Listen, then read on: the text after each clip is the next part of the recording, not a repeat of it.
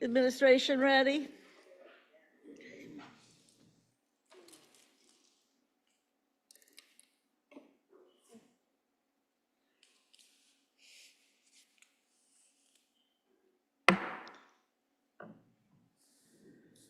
As last year's board president, I will begin the meeting as president pro tem until the oath of office is given to the new president.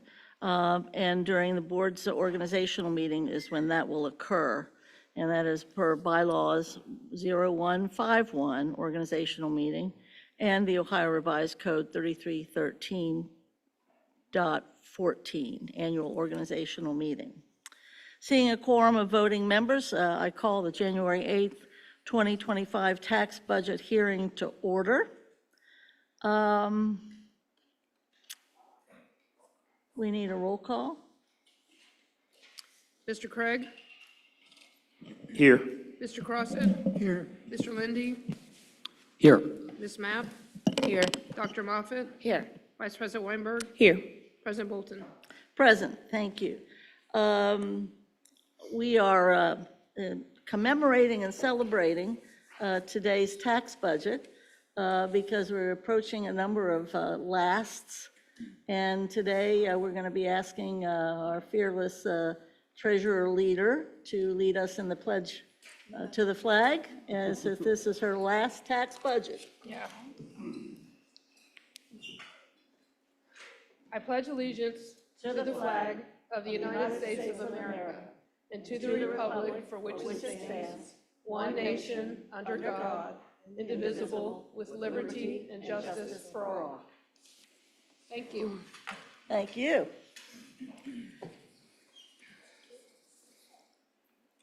Treasurer Wagner, now that we've got the attendance taken care of, we are going to ask that you do another couple of roll calls. I'd like a motion, if we can, and a second to adopt today's tax budget hearing agenda. Do I have a motion? So moved. Thank you. Is there a second? Second. Thank you. Any discussion? Roll call, please. Mr. Craig? Yes. Mr. Crossett? Yes. Mr. Lindy? Yes. Ms. Mapp? Yes. Dr. Moffitt? Yes. Vice President Weinberg? Yes. President Bolton? Yes. Ms. Weinberg, as Vice President, would you please explain how members of the community may be able to participate virtually? Yes, I will. Members of the public who are online and wish to speak during our hearing of the public this evening may do so by clicking the chat button now. The chat feature will be open for your requests for 5 minutes. If you would like a direct response to your questions, please make sure to share your name, affiliation to the district, your school community, topic, and also your contact information. Thank you very much. And now we'll get started. Treasurer Wagner, if you'll please introduce presentations that we have for this required by law tax budget hearing. Yes, thank you. So asking Kevin Ashley come to the podium, our Director of Financial Reporting and Transparency, does a wonderful job developing our annual tax budget. And so I will turn it over to him. Thank you. So as you already mentioned, this is an annual requirement. There's a pretty comprehensive report in the board packet if you want to look at more details, but we did put together a brief PowerPoint just to give you the highlights that we wanted to convey. The first slide is the purpose of the tax budget. The tax budget is prepared in response to requirements of the Ohio Revised Code and conforms with the modified or alternative tax budget reporting requirements provided by the Hamilton County Auditor. If you recall, the board requested to use the modified approach. The county prescribes that, and unless you're moving inside millage, they typically allow the modified approach. School districts must prepare an annual tax budget each January to provide a basis for the Hamilton County Budget Commission's review of the next calendar year's local property tax revenue rates of millage. So we just heard that they tweaked the rates for next calendar year. So you'll see it's a years-long process of submitting the tax budget, them reviewing the collections, them reviewing delinquencies, all of those things, and they actually set the rates. For the bond fund, they really didn't make any change, very minor tweak to the bond fund rate, so that would generate the correct amount to cover the debt. The next slide is a debt summary of all the debt, and it kind of breaks it down into categories. The one that we are required as part of the tax budget to present is the voted.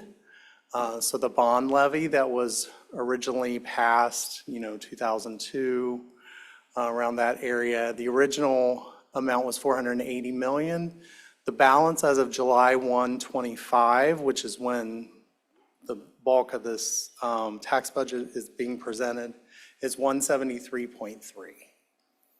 The unvoted, you'll see the energy conservation bonds, it's 28.4 million. One of those will be paid off prior to, but as new issues have come along, our debt payments are kind of structured so that the annual amounts will not really change.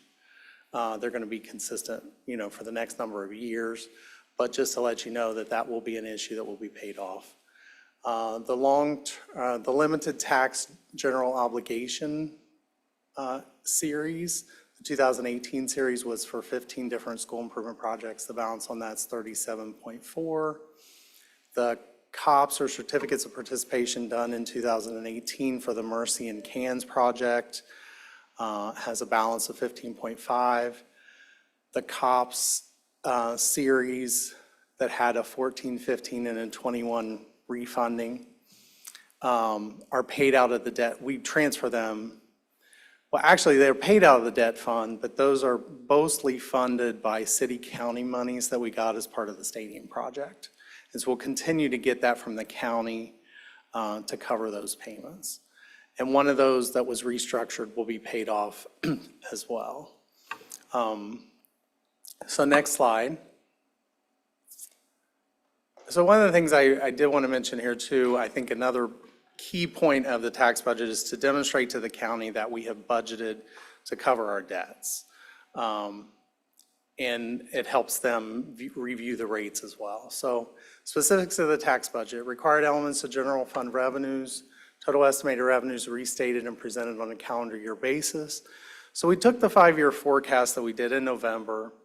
We did include the new rates, and so the portion of the rates that's related to new construction, we may receive a little bit of additional money for like inside millage, but the other levies that are level, the taxpayers would have an offset for those. So if it's meant to generate $48 million, the county tweaks the rate, even though the values went up, tweaks the rate so that it'll generate the same dollar. The bond fund, or the voted, so in the report, it has our revenues and expenditures related to that. And then we consider the unvoted the supplemental information that we're reporting. Those are things not tied to a tax levy. We think another important key here, like I said, is just an annual review of all of our debt, kind of showing where we are and getting that communicated for transparency purposes. Next slide. So just looking at the voted debt, we looked at calendar year 25 and calendar year 26, and you can see that the revenues that are projected exceed the expenditures for those activities and for that fund. Next slide. And we did the same thing for the unvoted, just to show that as well. And I think that's my last slide. Again, the comprehensive report includes a little more detail if that's something you would be interested in. We'd be glad to answer any questions. Ask, is that report itself posted on board docs as well as the slides? Yes, they both are. Thank you. Any questions for Mr. Ashley or for the treasurer? Mr. Prosser? Oh, yes, could you explain a little bit more so I have a better understanding? The unvoted building projects and the unvoted COPS, you have a note here that they'll be paid in full by July 1, 2025, is that correct? A portion a portion of those. So, Portion, for instance, the bottom one, the unvoted cops, yeah, there was a 2014, a 2015, and a 2021. So it started with one project, or with I one see. debt So the issue. 2014 will be paid in full. The 2014 was restructured, refunded into the 21, basically. Okay, thank you, appreciate it. Yeah. Other questions, comments? Member Matt?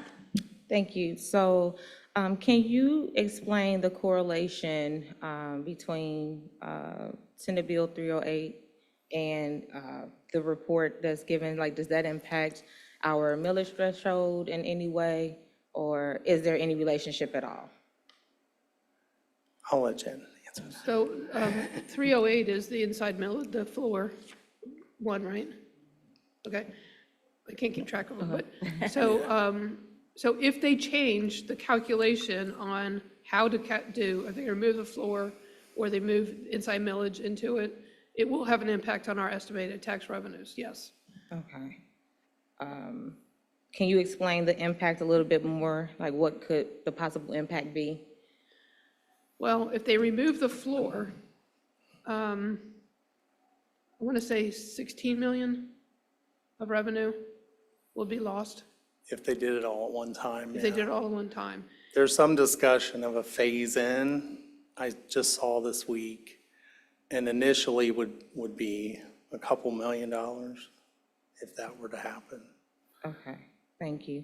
And then, But yeah, basically, just, sorry, not to No, interrupt. go ahead. We go from a 20 mil floor to about a 16. It would have dropped to 16 when we looked at it the last time if the floor wasn't there. So that's 4 mils of $9 million roughly. So there'll be 36 million. Yeah, sorry. I confirmed your amount. Yes, thank you. so So based the off way, of. the way it works is it says every district must have 20 mils of tax revenue to operate. And so because of our effective millage has dropped below the 20, they increase the rates to get us back up to that 20. And that represents about $36 million of revenue. Okay, So if they remove that rule, then we drop down to the effective millage, we won't collect as much. okay, that makes sense. Thank you. The second question is around, you talked about the unvoted debt. So I don't anticipate anything being reported now, but as it pertains to expenditures or any debt accrued from the growth plan, would that be reported in the next tax budget report? And would it be under that unvoted classification, possibly? Well, it depends on what path you take. If you decide to go into a PI levy or a bond levy, that would be the voted part. If you decided to try to structure it through other kinds of borrowings that you don't take to the public for a vote, that would be part of the unvoted part. And it would depend on when we made those transactions as to which tax budget it would hit. Okay. Because remember, taxes are typically a year in arrears. So, like I said, it just depends on the decision-making of the board. Okay, all right, thank you. You're welcome. Great question. Other questions from board members? Seeing none. Thank you, Mr. Ashley. Thank you. Treasurer. Thanks.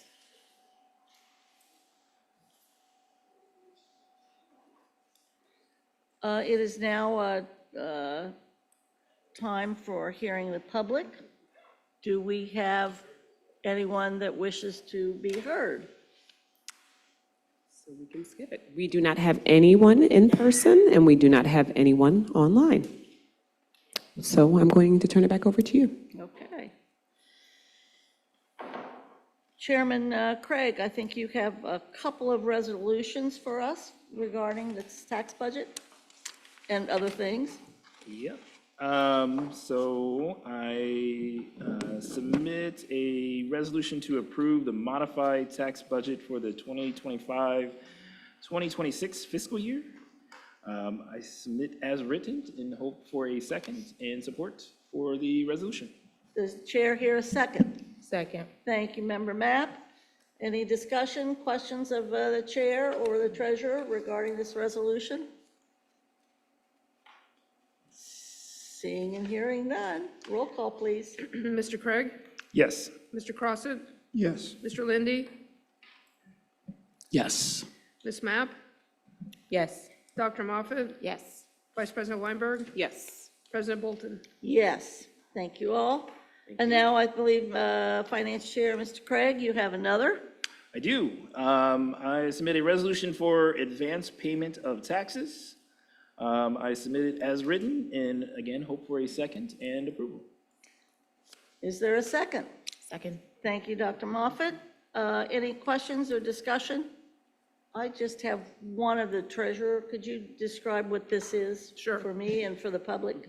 So what this does is it allows us to request from the Hamilton County Auditor to, once they collect property taxes, to give it to us immediately, so it's in our bank accounts and not their bank accounts. I need the resolution that authorizes me to make the request, and then I have to make the request on a monthly basis to the county auditor to release those funds to us. Any questions or comments? Roll call, please. Mr. Craig? Yes. Mr. Crossett? Yes. Mr. Lindy? Yes. Ms. Mapp? Yes. Dr. Moffat? Yes. Vice President Weinberg? Yes. President Bolton? Yes. Thank you. Thank you, and congratulations on one of the first of the lasts. Before we move on to adjournment and be ready to go to our very next meeting, Treasurer Wagner, did you and others decide that we needed to add something to the upcoming organizational meeting? Yeah, I'm sorry, I was supposed to let you know. No, we're okay with waiting till the 22nd. Okay, great. We're talking Thank about the you. resolutions that authorize the superintendent and the treasurer to perform as part of the business meeting agenda, but we're okay waiting until the 22nd. And waiting to the 22nd, folks, we will have to probably use part of the committee of the whole coming up on the 22nd to pass those two resolutions empowering the superintendent and treasurer. It's rather perfunctory. And what else? And the treasurer's report. That and was I for think last week. The superintendent's recommendations as well. So we'll keep that in mind, but hopefully those things won't take too much time away from what is the normal agenda for the committee of the whole. Having concluded our tax budget hearing, Chair will entertain a motion to adjourn this particular meeting. Do I have a motion? So moved. Thank you. Is there a second? Second? All in favor? Aye. Aye. Bye. That's an You easy threw us one. off on that one. Did we have to have a roll call for that, Treasurer? Well, I didn't think so. Okay. Well, we're prepared now to move into our next meeting, which is also required by law, much as the tax budget is, and that is the organizational meeting of the board. And let's see, we're ready, I think.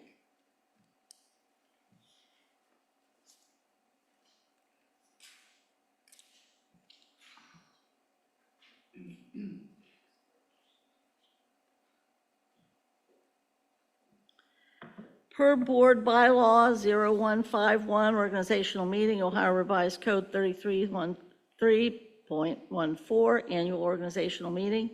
And as last year's board president, I will begin the meeting as president pro tem until the president takes the office and takes the gavel.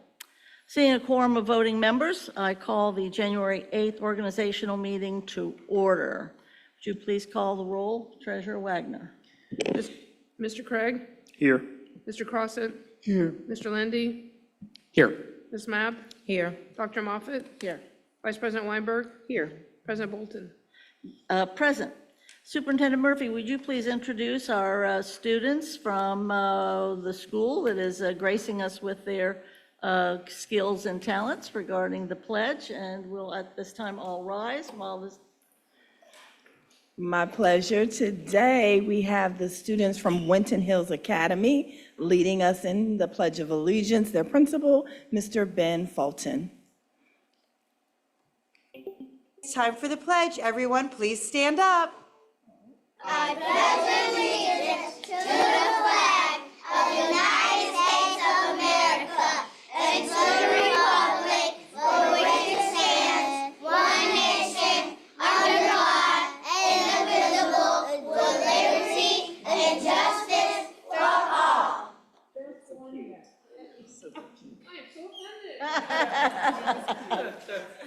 of the two today.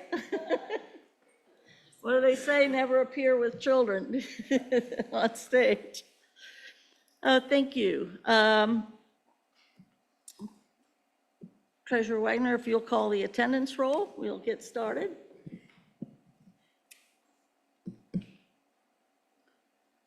I thought I already did that. Oh, is that the quorum? Does that count? Yeah. Okay, good.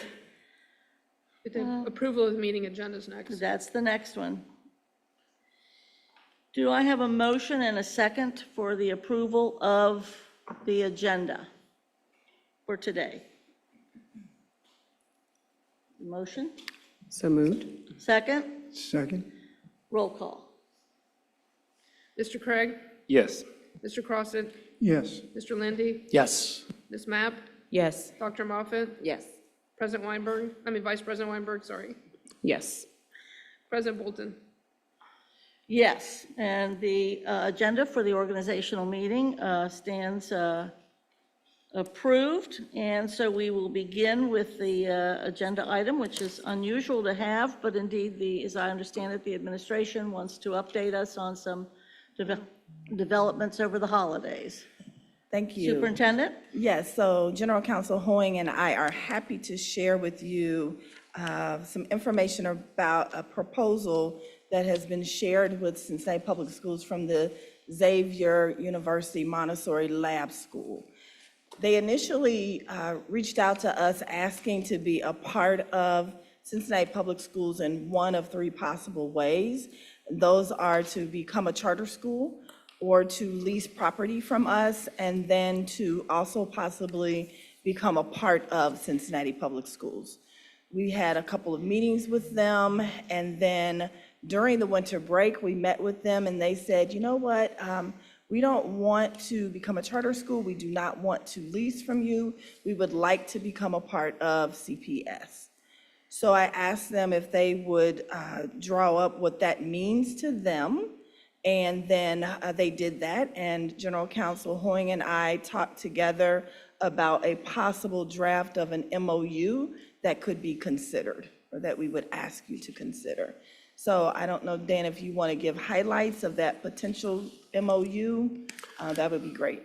Sure. Just a couple of, I think, the benefits for CPS, in addition to always wanting to welcome new families to the district. It's a successful school. It's high performing. It also, though, has a teacher education component, as I understand, for Montessori teachers. And so in lieu of us sending out teachers to be trained on Montessori methods, it gives us perhaps an opportunity to bring a lot of that in-house. So there's some advantages there. I think in reviewing their proposal, I think it's clear they have an interest in all kind of landing together as a family and student body unit, but also with their staff. And so that's something that will come with some issues that we'll have to resolve. Among others, enrollment.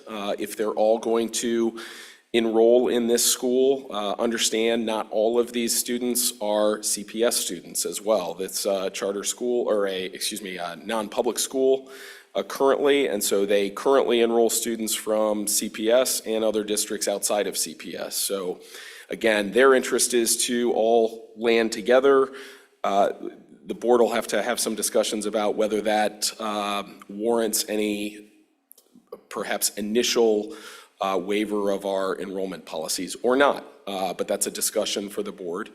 Second, they certainly have an interest, I think, in bringing some of their staff members over, and we do as well, because that will enable us, I think, in some ways to kick off, again, this Montessori education component.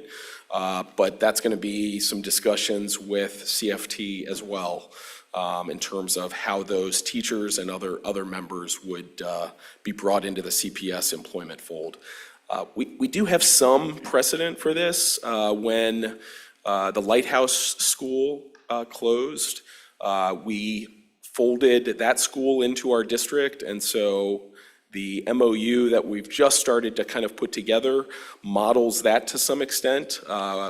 In that case, CFT and the district agreed to kind of priority hiring for the new folks who were coming over. So there's some precedent and some models that we can use, but it's certainly going to require further discussion with the board, with CFT, internally, financially, what it means, transportation, if there's any differences. So that's an introduction. Glad to answer any questions. Do any board members have some requests or interests or responses? Vice President, and then we'll go to. Yes, so this definitely sounds great. My only request is for that information to be shared out with the board, so whatever you all are discussing with them, so that we can be brought up to speed and be able to have some discussion as well. So thank you, appreciate it. So you're looking for the proposal itself to be Yes, the sent? proposal and whatever else. Great. Chairman Craig. So two questions, and then I'll have a thought afterwards. But the first question is really, like, do we know the number of students that, potentially, I think we're thinking about it from them saying they would desire this, but how many would actually support or want to come to a district school as opposed to? So there are two numbers that we have received. So I believe it falls somewhere between 160 and 190. And this is kindergarten through eighth grade. Kindergarten through eighth grade. And then the kind of second thought I had is just in that, one thought I did also have was what the grades were, but I think with kindergarten through 8, we currently don't, at least not to my knowledge, have a full-on Montessori program that's K through 8, right? So that would require either some adjustment to create a 7th and 8th grade at a space where there was one, or to modify to have them go into a 7th and 8th grade program at a different school than the K through 6. And so I don't know if that's something you're also talking about or thinking through with them.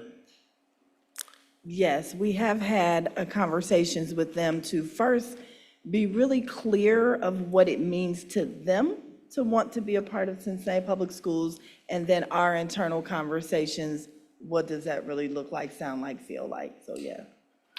Okay, and then my last little thought on this is just that I think that this is an opportunity from what, Superintendent, you were talking about initially here with bringing in folks who have an expertise in the subject matter that we are trying to currently continue to build expertise up at the schools.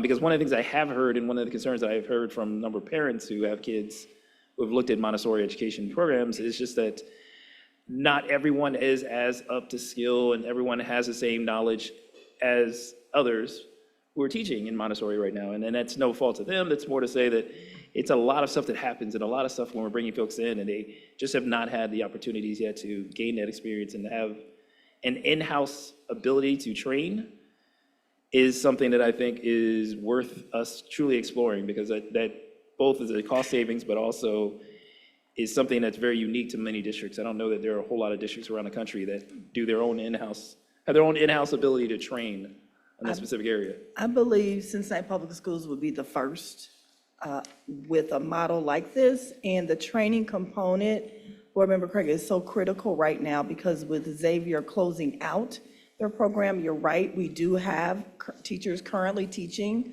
Montessori who do need the credentialing in order for themselves as our classroom teachers, but also for our accreditation purposes. And so not only would we save a lot of money because we pay for teachers to become Montessori credentialed, there's also the opportunity of being a revenue generator because there are others in the area and beyond who will be interested. That was going to be my other little question onto that, is that can we look at models also to, if we bring this in-house to offer that opportunity both within our area and then potentially for other school districts across the country, because I think this is an opportunity for us to be a leader on. I know we did this somewhat with our community schools programming to train other districts how to do some of the same stuff within their district. And so I think this is a great opportunity to do the same with Montessori. Thank you, Chairman Craig. Dr. Moffett? So I'm pretty excited about this. I think when I had mentioned when we were talking about the growth plan, about having like a Montessori consortium of parents, community members to help us frame what it would look like. And again, the professional development in-house was very appealing to me, and that was actually a request from the staff. So that's super perfect. Just a couple of questions. We are talking about for the next year? Yes, the Xavier Lab School is closing at the end of this school year, 24-25. They are looking to land sooner as opposed to later. And when we say, I know this is still early, how are we talking about them landing? Are we talking about them merging with what we currently have existing, or being someplace separate and starting a brand new model? So we thought that this would be a great startup model as a lab school, in particular, giving it that name because that will be attractive to others outside of Cincinnati Public Schools. We also think that this could be helpful to us to land at Bramble because we have that space available and we have a need for a purpose, further, deeper purpose of the building, and we thought that might be a good place to land.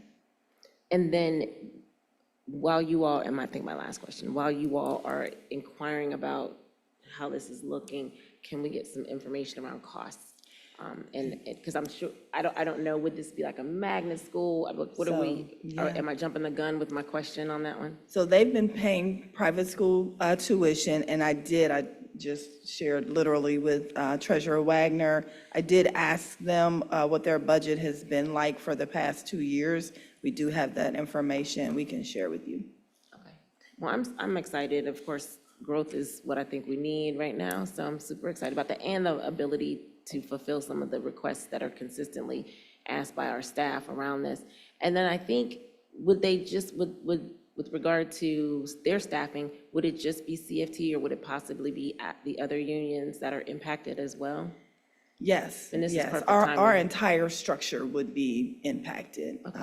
And I have had a brief, not detailed conversation with at least the CFT president at this point. And she's willing, at least, I think it's safe to say, to have the conversation. Okay.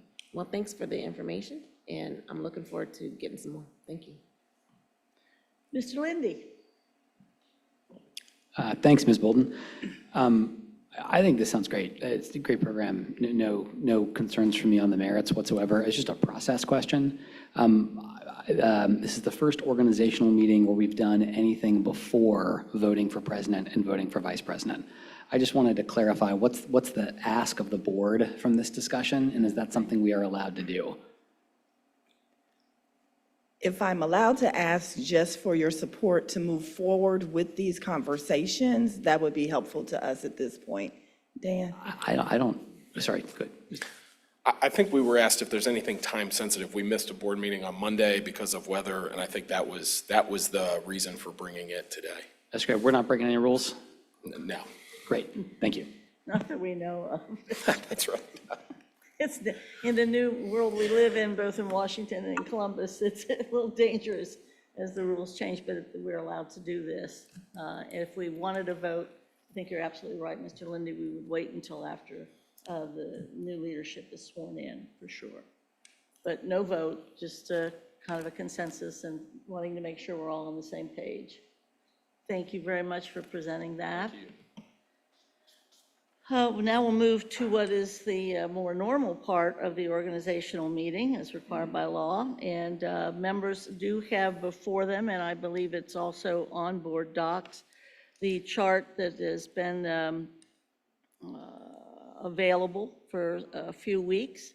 And members, the way this works, we all participate and have our requests made. After we've gone through this, both the treasurer and general counsel will also describe what is the voting process for both president and vice president. So there's only a few votes that pertain, but they'll be describing that one regarding the election of president and the vice president, so that the public knows how that happens.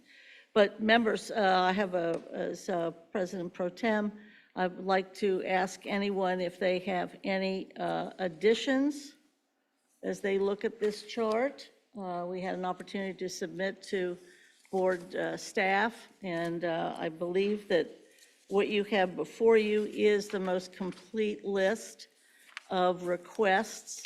Please review now and see if this is complete, and then see if you have some additions you'd like to request, or some changes or withdrawals that you would like. So we'll take a minute or two to look at the chart as we have before us, with 3 people interested in being president, and we have vice presidency as well listed there. We have budget, finance, and the policy committee. And as you are reviewing the appointments as well as the committee requests, we will be asking for a discussion as well that's about 2 years in the making, and that is a discussion about health and safety as a committee, and some options there. But if you'll take a minute to make sure before we ask for any adjustments or withdrawals, or get the determination that this is the complete list. You're getting a chance to look at that. Before we ask for any withdrawals or adjustments, or is this the complete list as everybody understands it to be? Member Matt? Yes, are you ready for any? Changes? Yes. I'd like to wait on that till everybody's sure that whatever is before them is the correct listing. Mr. Lindy? I certainly don't think anything on here looks incorrect. I'm worried that I missed an email, because there's some information on here that I didn't see the last time I looked at this, which Okay. was before all Right. of the snow. All the snow. And so it has a version of this come out, or when did the most recent version of this come out to the board? This is the same. This is the same Okay. one. Okay, That great. was So then released I would before the just snow? attribute any surprise on my part to me having missed an email. And so, thank you. Great, thank you. Before we take any withdrawals, adjustments, or changes, can we have a brief discussion about the issue before us, which is the health and safety? And we'll go back to, there are several people on the board very, very committed to health and safety, and very, very committed particularly to the jurisdiction. And indeed, when you look at our bylaws, you notice that there are tremendously important topics that are handled in health and safety. But again, going back almost 2 years, we can go back to one of the discussions over in Launch Ed with Superintendent Wright and Great City Schools, talking in terms of committee, reducing the number of committees and what have you. And indeed, at least for discussion purposes, not that we have to do this tonight, but one of the discussion points I'd like to raise is whether or not we should, if we are able to find a way to deal with the jurisdictional issues in health and safety, if we can perhaps think about ending it as a standing committee. Mr. Craig? So I wanted to give one thought to this, and I know this is something we talked about when we originally had the thought with the council, is that I think a large part of the role of health and safety for a while there was because of things like COVID and other issues that were kind of in front of us. And so I think maybe in a sense of not necessarily getting rid of it fully, but more or less turning it into more purposeful of a ad hoc committee, that might be something that we would specifically have things that would be subject to ad hoc review and knowledge. Again, the example could be for this time around, crossing guards and, safe transportation points. Something like that might be more in alignment to what the role of a health and safety ad hoc committee could do. And that could be something renewed each year if the board needs it, but also be something the board could say that particular year we don't need. So I would just throw that idea out on the table. I think that is also another way for us to bring some of the other things that were really important things that were coming through health and safety over the last few years, acknowledging those things were of great value. But I know that it's transitioned to fewer meetings and other things that have been also part of what we've done the last couple of years with Vice President Weinberg and then also with Dr. Moffitt at the leadership hymn for it. Thank you, Mr. Craig. Vice President, and then we'll go to Mr. Lindy. So I am going to say that I agree. I could go either way with health and safety. I think it is a committee that is much needed. We have various different topics that come up throughout the year, but I also do see that it could be something such as an ad hoc committee, or it could also be provided in our student achievement meeting as well. Some of the topics we can combine and put them there. So I am flexible.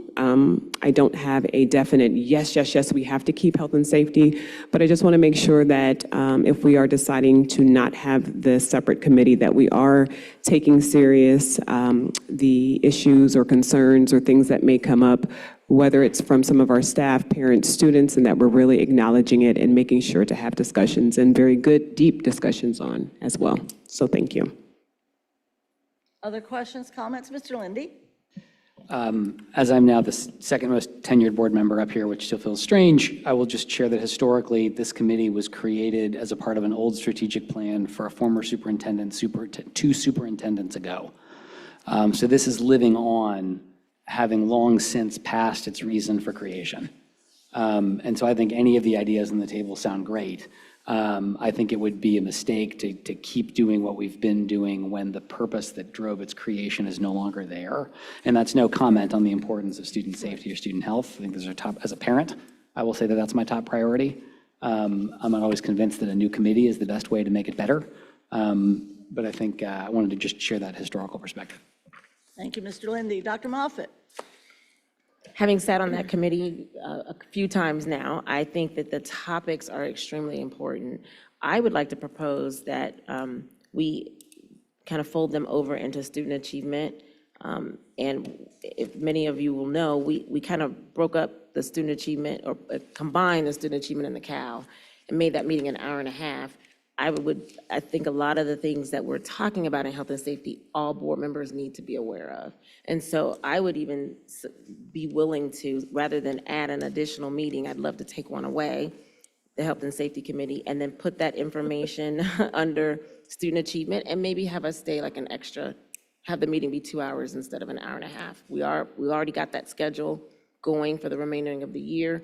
And I think that, again, some of the information that is discussed in health and safety is very relevant for all of the board members to be aware of. And so I think it could easily fall under student achievement or the committee of the whole and just extend that. So that would be my suggestion, is rather than have it be something that we speak of intermittently, have those work plans or have the work plan for health and safety be incorporated into student achievement. And we always had the intention when Board Member Jones was on to kind of look at student achievement when we combined it and see what that is supposed to do. So we could easily just adjust that work plan.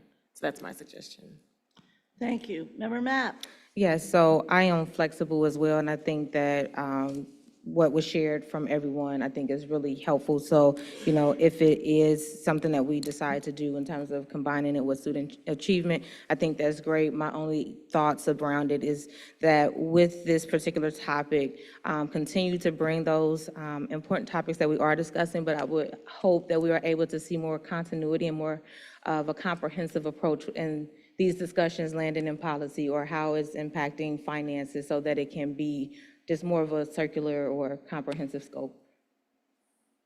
Thank you. Any other comments about health and safety? Mr. Crossett and, Mr. Craig.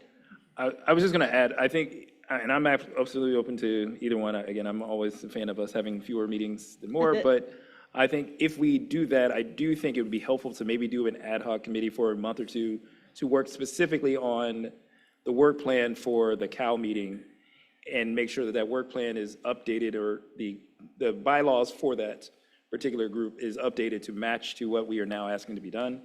Because I think that's what we kind of did do, but didn't do in a great way when we did the merger of CAL and the student achievement is that we just basically said everything goes in there and everything should be included, and then we realized that everything didn't need to be included in that same sense. And so just as we do that, to make sure we have some type of way to adjust the bylaws to reflect that combining of the committees.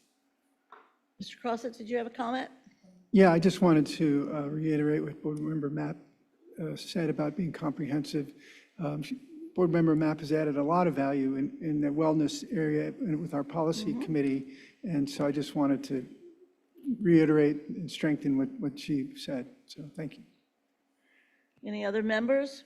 Administration, do you have any comments? And it's all right if you don't. We would be happy to support health and safety folding into the committee of the whole. That would be great. Okay. The chair is kind of hearing that there's not necessarily groundswell to keep it. Would like to know to Mr. Lindy's word process, this would require a change in the bylaws, it would seem to me, and normally that would be an assignment to policy. Can we agree that the policy can figure out how we want to, whether it's an ad hoc thing or in order to do that, but let policy take care of providing the change for health and safety, but tonight we won't be appointing anybody to health and safety. Thank you for the discussion. I think that's good. Again, it's no reflection on the importance of the topics, but again, it's this might actually work better for our students and for us. So thanks.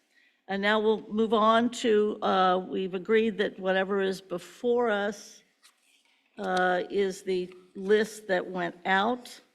Does anybody have any changes, either additions or withdrawals or questions? Member Mapp. Okay, so I just have a slight disagreement of if this is what went out, but I noticed that there are 3 potential assignments for the organizational appointments. And so I would be willing to withdraw my name from the Hamilton County Addiction Response to support the Student Achievement Liaison. If that's something that no one else is considering, I would consider that appointment.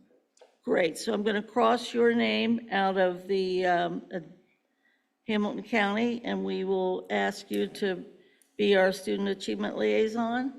Yeah, yes, if no Thank one you. else decided Well, to. no, so. that does report, that, my understanding from Ms. Davis is that every board member has some sort of liaison throughout the state. The committee itself is 15, and that 15 committee then has to send all the information out to the liaisons. Liaisons then are supposed to bring back the information to their board. So that would be great if you're interested in serving on that.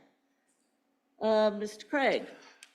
So given that we now only have 2 standing committees that require board members to make selections, I would remove my name from the Policy and Equity Committee at this time. Okay, Mr. Craig removes his name from policy, and so will I.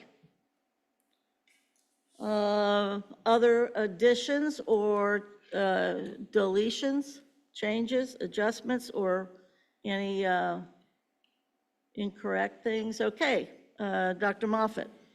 So I was going to withdraw my name for the Southwest Region trustee and gratefully give that to Board Member Crossett.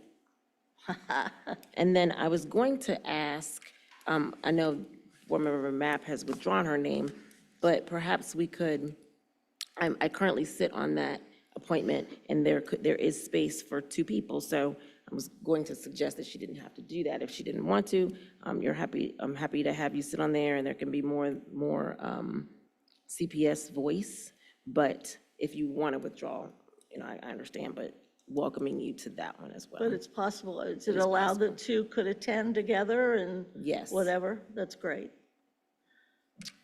Well, thank you for that. I am going to still withdraw, but if there is opportunity to maybe attend the meetings, that's something that I will consider doing. Thank you. Great. Other additions, withdrawals? Anybody? Appointments correct? I'd like to add, if we keep two at ABC, I would like to add my name to Mr. Crossett's for the activities beyond the classroom. If it's not already there, there was some confusion as to whether or not it was there. Cool, okay, good. I didn't see that. Ms. Davis is too efficient.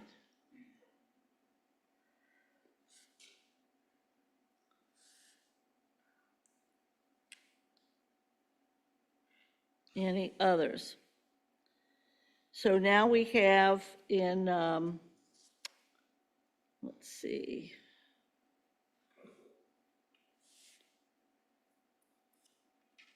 We're good on finance. We have 4 people going for finance. We have 3 people going for a policy. And the chair is selected for the members of the public. It's selected by the membership of that committee. It's not selected. At the end of this whole process today, the new president will make a recommendation regarding all of these. Okay, let's see. No changes, additions? All right.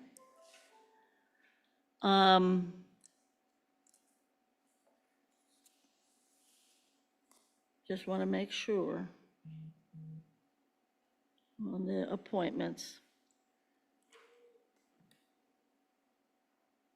It's all complete on the appointments. And now as we move up to the officers for president and vice president, we're going to have the treasurer and general counsel describe to us how this electoral process is going to occur. And after we do that, then after they explain it, then we'll start doing it. Well, hopefully we can explain it so we can get moving quickly. So the process that we plan to use is that nominations can be made for each office when called up. You can nominate yourself. There will be a second. And then once all the nominations are made and the nomination period is closed, I'll do roll call, but as I call your name, please tell me who your preference is as president. So for example, on the president vote, instead of having to go through a vote on every nomination, we want to do one vote that seeks a preference. And if we get, you have to have 4 votes in order to win the election. If we get 4 votes, we can move on to the vice president. If we don't get 4 votes, then we'll do a runoff on, depending on if there's a 3-3-1 or a 3-2-2 vote. That makes sense. That only if you don't get 4 votes on the first round. Did I miss anything, Dan? No, election of officers in Ohio requires a majority of the full board, which is 4 votes. It cannot just be a plurality. In other words, you can't have a 3-2-2 would not be sufficient to elect an officer. Does that make sense? Even though they'd receive the most votes, they need a majority of the votes.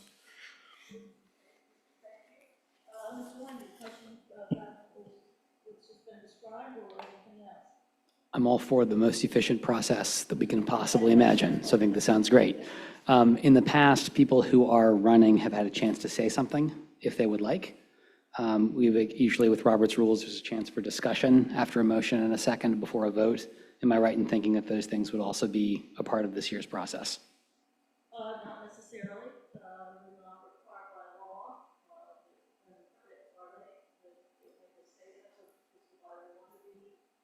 Not required, I think.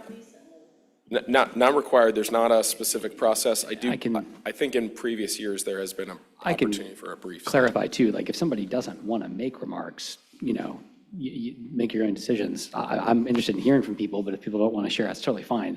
I think that the bylaws say that we follow Robert's rules, and I think in Robert's rules, when there's a motion and there's a second, there's an opportunity for discussion. So if anybody else has something they'd want to say or a question they'd want to ask, not that it needs to take forever, but my understanding is that there'd be a moment for that.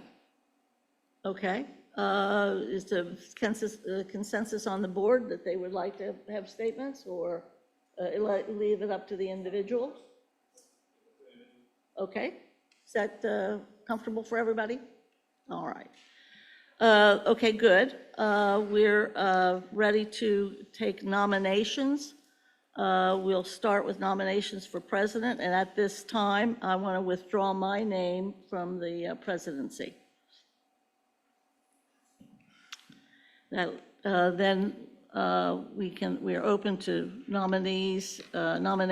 Anyone can make a nomination, but we will take seconds as well. And currently, we have two individuals on the organizational chart.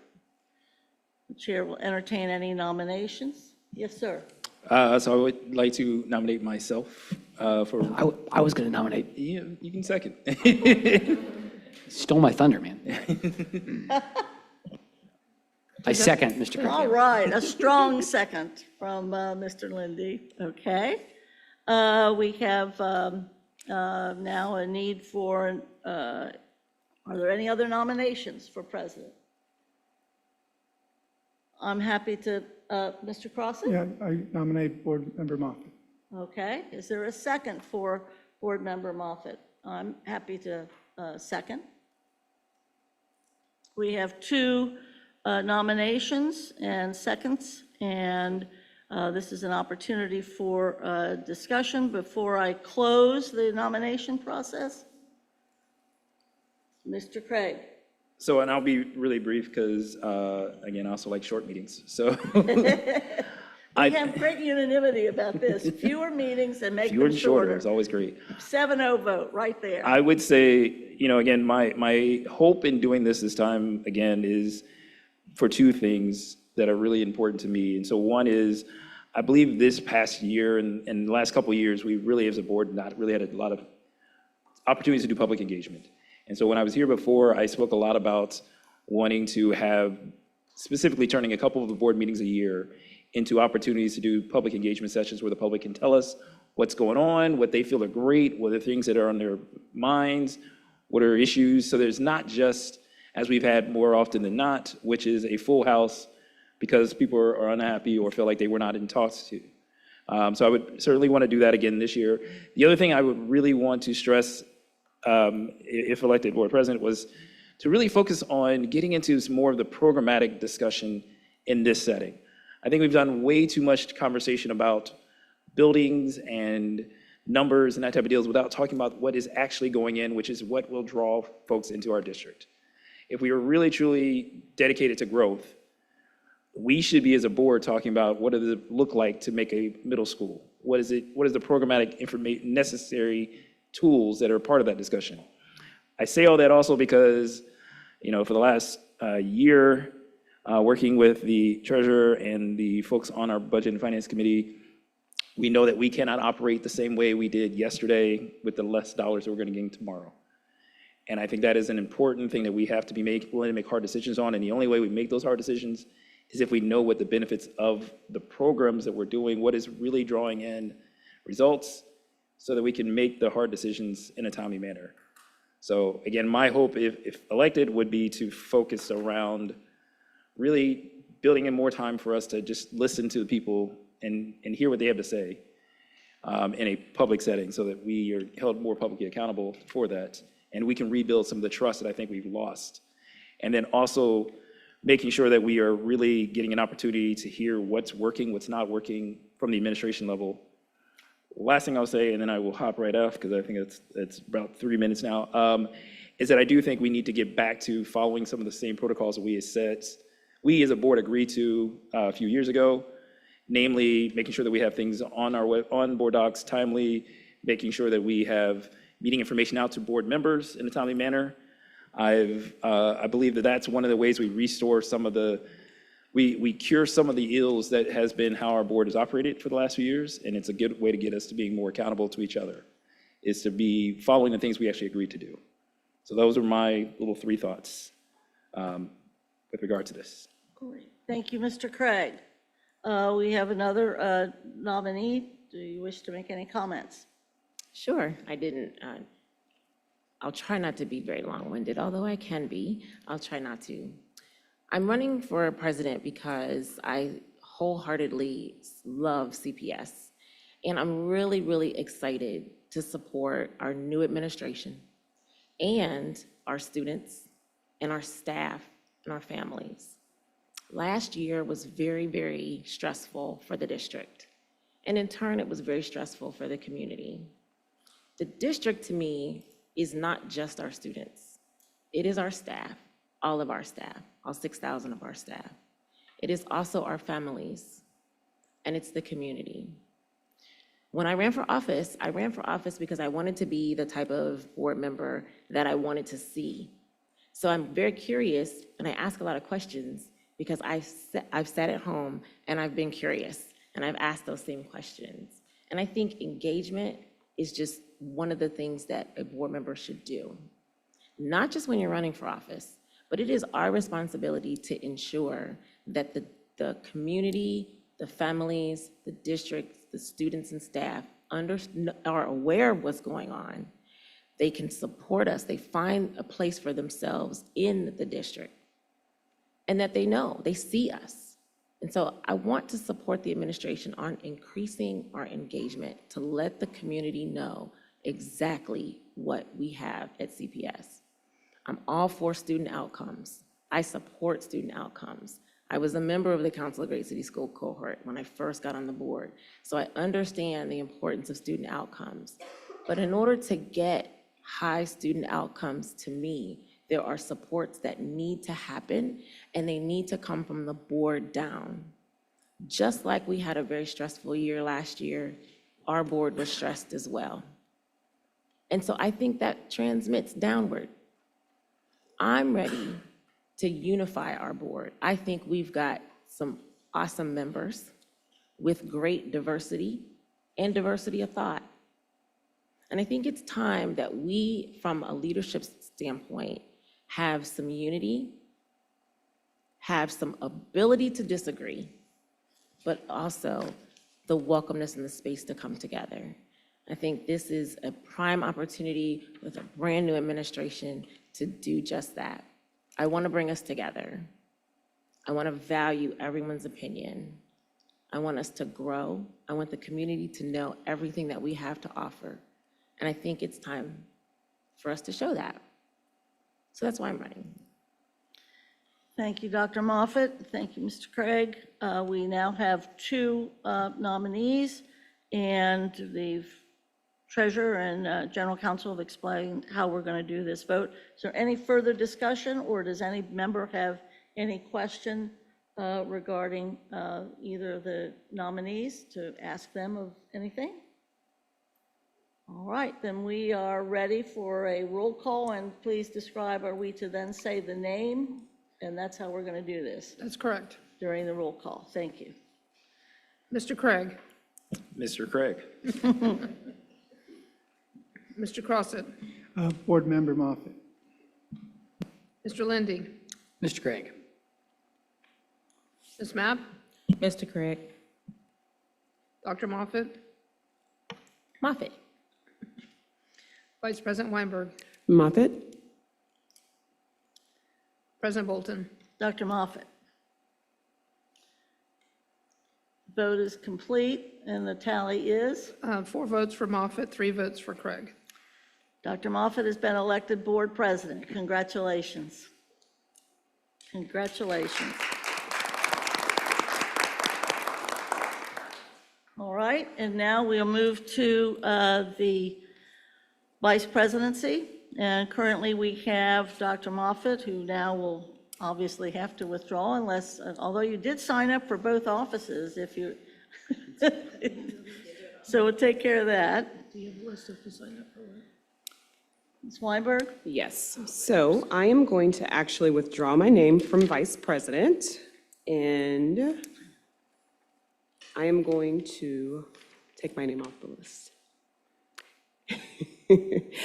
So And you're removing your I'm name? removing, yes, I'm going to remove my name off the list, and I actually want to change and make a nomination for someone else. Okay. All right, right now we have no one running for vice president. We'll open nominations for vice president. Ms. Weinberg, you said you wanted to do something? Am I allowed to nominate 2 people? Sure. Okay. I would like to I don't know, I believe so. Can I nominate two people? Is that correct? Okay, yes. So I would like, I'm going to nominate Bolton for vice president and Crossett. So do we have a second for Ms. Bolton? Second. And do we have a second for Mr. Crossett? Second. Do I second both of them? I don't know. But doesn't he have to accept it first? Mis-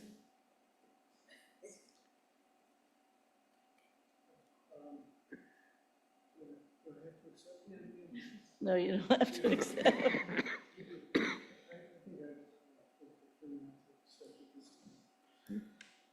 Thank you. Honored by the Absolutely. nomination, however.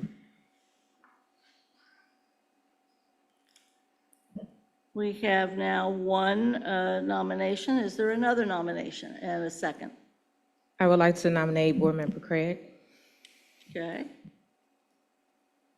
Is there a Second. second? There you go, another strong second from Mr. Lindy. Any other I nominations? get that a lot.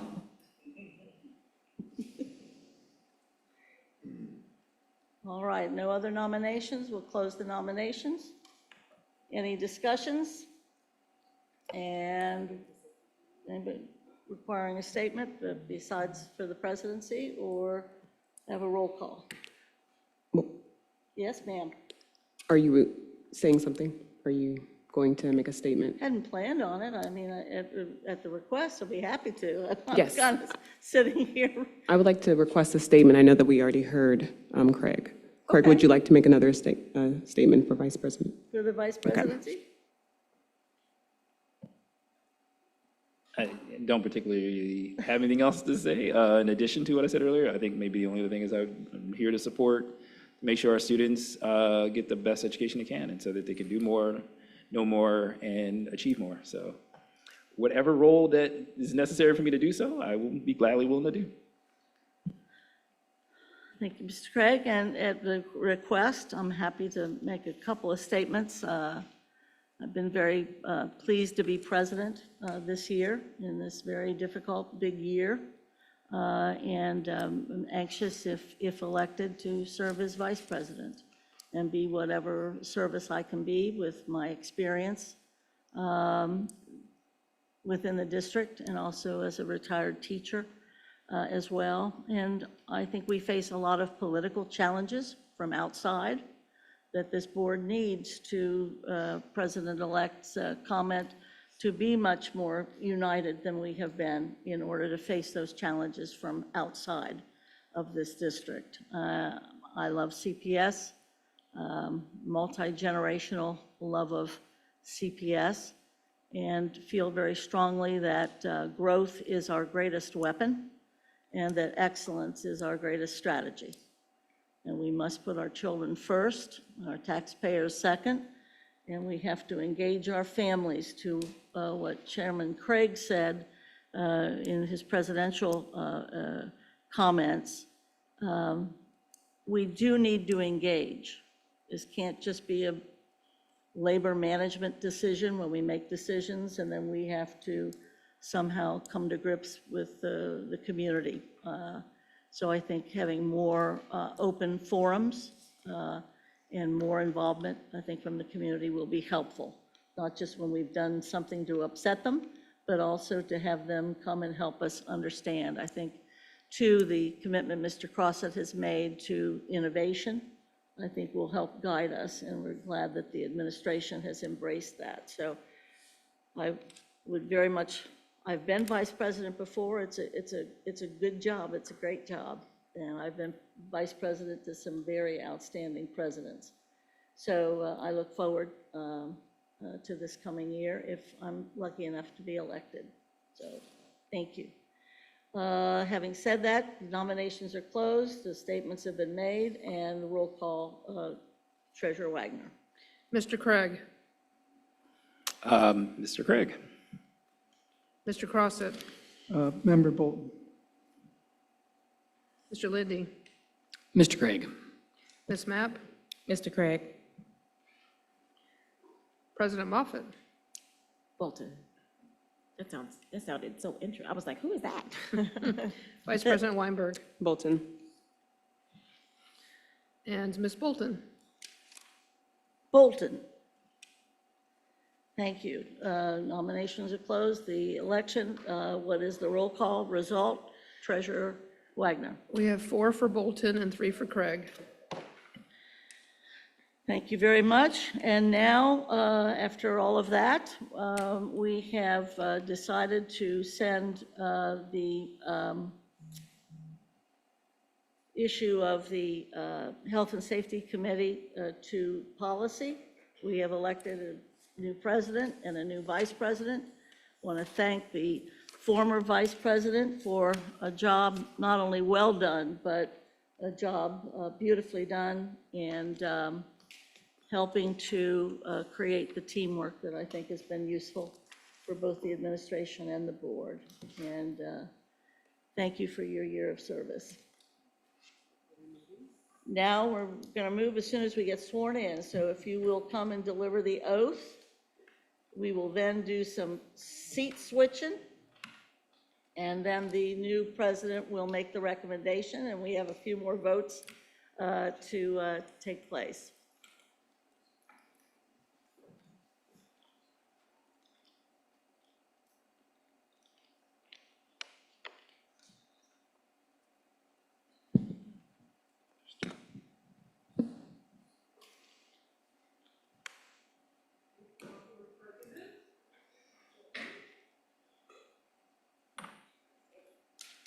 Yeah, you can stand there if you want. Maybe we'll move over here. Oh, yeah.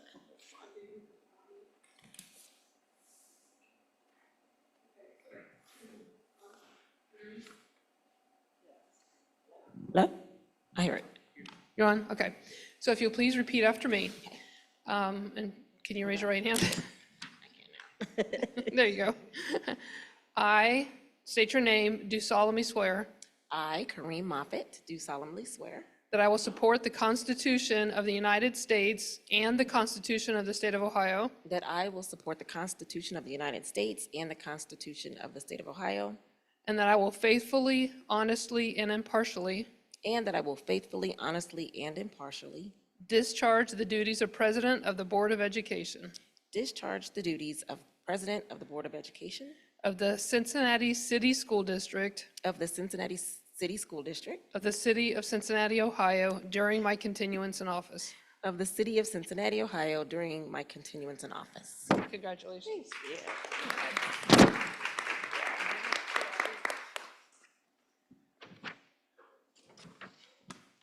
Mr. Vice President. I need the mic though.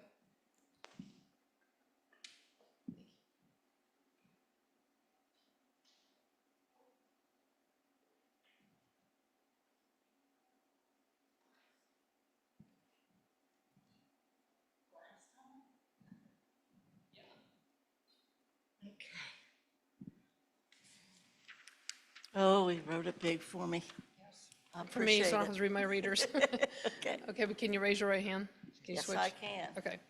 So if you repeat after me, I state your name, do solemnly swear I, Eve Bolton, do solemnly swear that I will support the Constitution of the United States and the Constitution of the State of Ohio, that I will support the Constitution of the United States and the Constitution of the State of Ohio, and that I will faithfully, honestly, and impartially that I will faithfully, honestly, and impartially discharge the duties of Vice President of the Board of Education discharge the duties of Vice President of the Board of Education of the Cincinnati City School District of the Cincinnati City School District of the City of Cincinnati, of the City Ohio, of Cincinnati, Ohio, during my continuance in office. during my continuance in office. Very good. Congratulations.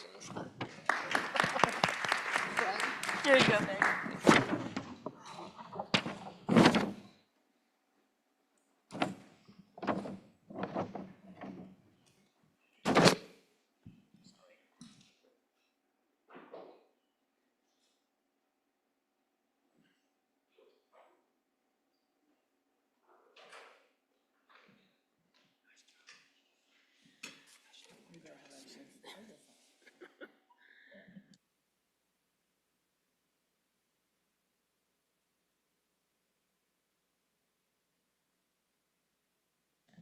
Okay.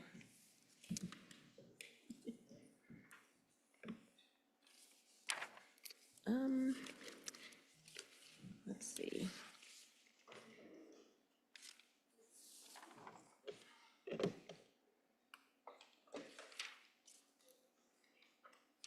So just start. And now the newly elected president will make a presidential statement. I'll get better at this, I promise. So I am very, very grateful, and I humbly stand before you today, accepting the position as president of the Cincinnati Public School Board. For the past 3 years, it has been my honor to serve on this board, and I am truly humbled by the trust and confidence that my colleagues have placed in me. So thank you.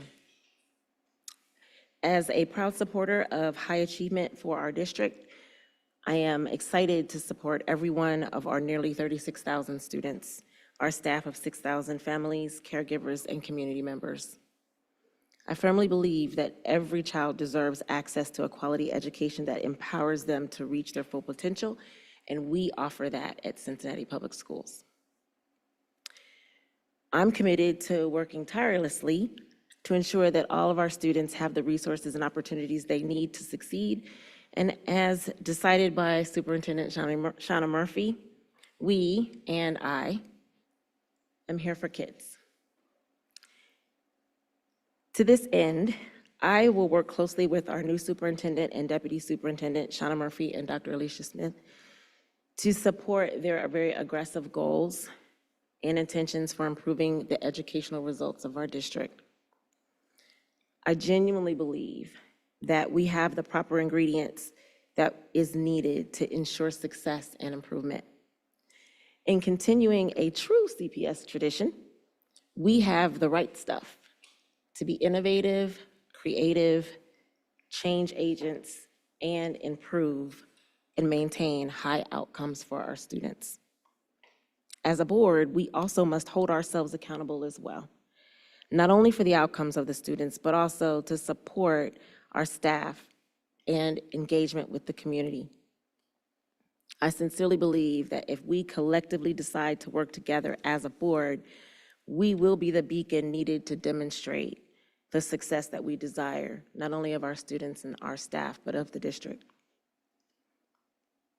I believe that it is the diversity of each of us that not only makes us truly representative of our Cincinnati community, but our school board represents the diversity of thought that we successfully need to work for our students. Collectively, we can be the change that's needed for the success that we desire. And I desire for us to work together, disagree in thoughts, and perhaps process, we often do, but then work together for the success of our students and this district. Together is how our students will succeed. So I'm committing to working with each of you this day for that success, together.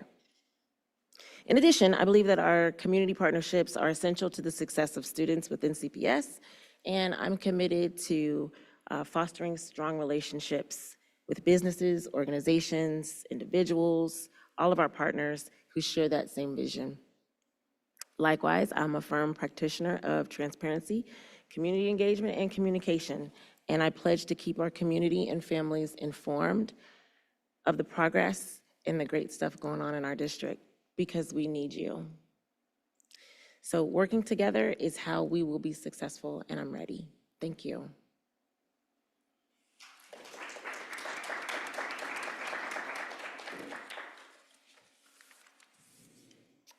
Got to get a little direction here. You have to read all So that, I'm going to read the organizational structure. because we have to vote on it. And- That's the trustee. He is remaining the trustee. Both Matt and Craig are there, Okay. but he is the trustee. Okay, so as I read the organizational structure that we've agreed upon, please correct me if there are any additions, deletions, or mistakes, and then we will vote. So we have Dr. Moffitt for president, Eve Bolton for vice president, On the Budget, Finance, and Growth Committee, we have Board Member Bolton, Craig, and Crossett. Is that right? On the Policy and Equity Committee, we have Member Lindy, Mapp, and Weinberg. Is that correct? We are going to absolve the Health and Safety Committee and discuss about putting that into the SACAL, which is Student Achievement and Committee of the Whole. Or ad hoc. Or ad hoc. Cincinnati Recreation Commission representative is Board Member Bolton, Vice President Bolton. City Council Joint Meeting Liaison is Dr. Moffitt. OSBA, Ohio School Board Association Board of Trustees for the Southwest Region Executive Committee member is Board Member Crossett. The Diversity and Equity Committee appointment is Dr. Moffitt. Legislative Liaison appointed will be Dr. Moffitt. The Urban School District Advisory Network is open to all board members. There is no appointment. OSBA Capital Conference and Planning Committee is Vice President Bolton. The Student Achievement Liaison appointment is Board Member Mapp. OSBA Black Caucus appointment is Board Member Weinberg. Ohio High School Athletic Association School Board Liaison is Board Member Weinberg. Activities Beyond the Classroom representatives are Vice President Bolton and Board Member Crossett. The Business Advisory Council appointee is Board Member Crossett. The Hamilton County Addiction Response Coalition appointment is Dr. Moffitt. The Council of Great City Schools official appointment is Board Member Craig, and Board Member Mapp is also going to be attending that as well. The Federal Legislative Advisory Group for the 1st Congressional District current appointment is Board Member Bolton, Vice President Bolton. The Ohio Coalition for Equity and Adequacy of School Funding Legal Steering Committee appointment is Vice President Bolton. And the Innovation Council appointment is Board Member Crossett. Do we vote? Yes, ma'am. Yes, so you had previously stated that there could be 2 people, so I wanted to know if I could put my name in as well to attend the Hamilton County Addiction Response Coalition. Yes, ma'am. I'll add Board Member Weinberg, and it would be Board Member Weinberg and Dr. Moffitt. Anything else? Yes, ma'am. I would also add, I believe with both Mapp and with Craig for Great City Schools, I think that's great. I do think that Mr. Craig remains as the trustee. Yes. Appointed by them, as I understand it. So the official appointment is Board Member Craig, and then Board Member Mapp is also going to be attending. Right? Okay. We vote on that? Yeah, they move, your statement can be the motion, and we can second it, and then we'll vote. Is there a second? Second, I'm sorry, who made the motion? President did. And who made the second? Thank you.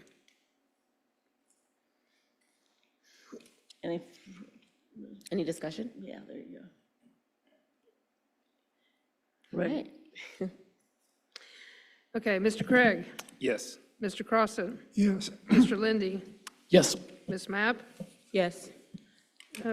Ms. Weinberg, Yes. Mrs. Weinberg, apologize, Vice President Bolton, Yes, President Moffitt. Yes. And now I getting have, my instruction, I'm I sorry. have a resolution. And so now we have a resolution to approve the 2025 organizational meeting business items. Yes, Madam President, I am making a motion to approve the organizational meeting business items and need a second, and as Mr. Craig said, hope for approval. Is there a second? Second. Thank you. Any discussion? Okay, let's take our vote. Yes.